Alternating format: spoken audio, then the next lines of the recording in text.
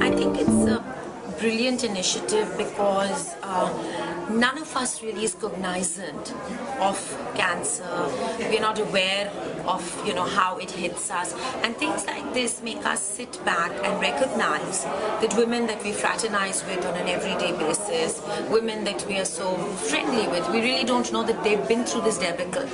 But I would go a little deeper and say that the big C hits us in different ways, not only the breast cancer awareness program. For me, I'm taking this awareness another step and looking at it as a greater, a problem, a malaise that has hit our society in the 20th century. And I think that coming together like this, even the magazine, Elle this time is speaking a lot about cancer, things you need to be aware about, tests that all of us are so negligent about, in this rat race that we all run. So I personally come here and I'm always astounded to see women like Esther, women like Tarana, who've been through such a terrible phase, come out looking even more beautiful. If I may say so, the underprivileged, because we still have access to cures, access to awareness. I think this has to also be taken to the underprivileged that aren't aware, that don't know about things like pap smears. So it doesn't have to be the big C.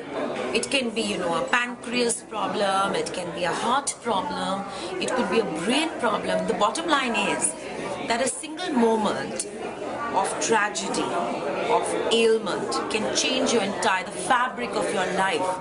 And so the first point I'd say is not to take life for granted, but more importantly, to be a little more compassionate about people who probably need, to have wheelchair access, to have, a little more consideration for people who maybe, have shaved, tonsured their heads, their hair, and, have got, maybe, not got a limb.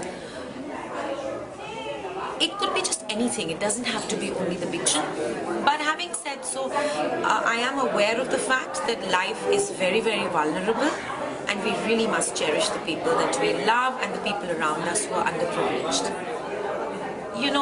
Another very, very important thing that I see in India is that there's a complete lack of sensitivity towards ailments.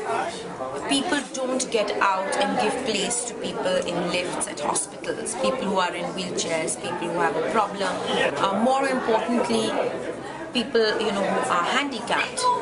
Never in India is there provision for ramps, for lifts, for, in archaeological sites, there's not that small little lift that is provided all over the world. So I just feel people who suffer from cancer, people who suffer from accidents don't seem to have the confidence to get out, because it's nearly something you're hiding. So if someone, and the people that we see here today, beautiful women who've suffered from cancer, are nearly poster boys, are nearly ambassadors who are sending a message out saying that, look, there's nothing to be ashamed of. Let's celebrate the people that we are, and however long life may be, let's celebrate it. I have a really, really strong message for all the women in India. That let's not take our health for granted. We're seeing a rise in breast cancer. It's a reality.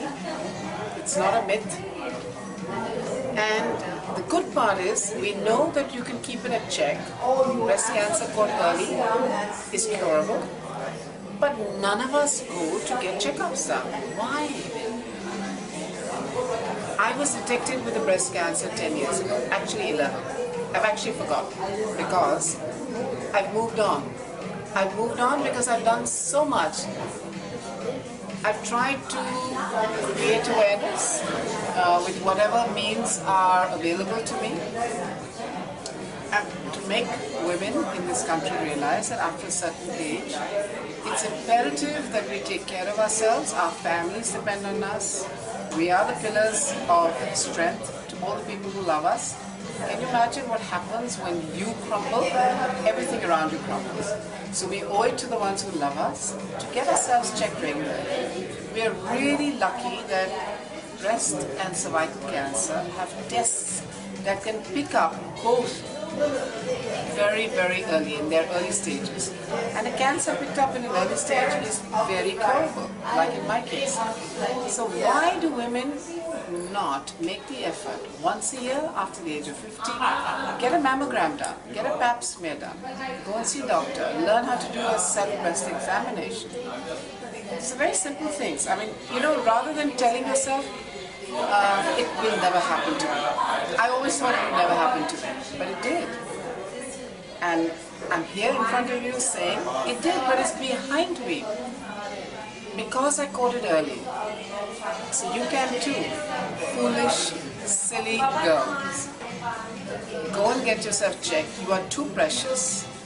We love you all. We're all sisters under the skin. We owe it to each other to be there for each other. So I am extending my love to you in this message saying, take care of yourself, keep abreast with your breasts, do what you have to do, because you are all very precious.